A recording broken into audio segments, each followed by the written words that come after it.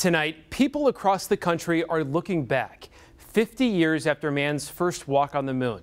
The image of an American flag placed on lunar soil became a uniting image for Americans during the Cold War.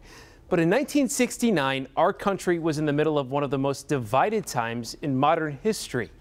News on 6's Terry Hood shows us how some of Oklahoma's own helped bring about the event that rallied a nation.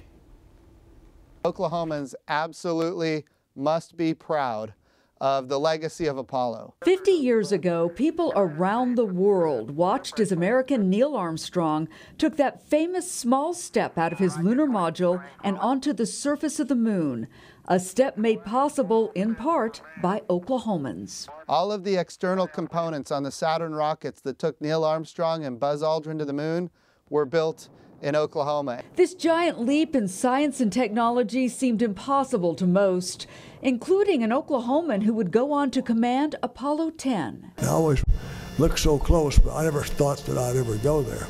Just 2 months before Armstrong set foot on the moon, Weatherford's Tom Stafford orbited the moon 31 times before returning home safely in a so-called dress rehearsal for the big event. I flew the first lunar module there with, again, Cerny, my co-pilot, and too heavy to land, unfortunately, or you'd had an Okie there on the moon. That mission set the stage for July 20th, 1969, when a nation torn apart by war and political turmoil united to watch the impossible become reality. It's one small step for man, one giant leap for mankind. An American flag planted on the surface of the moon. Boy.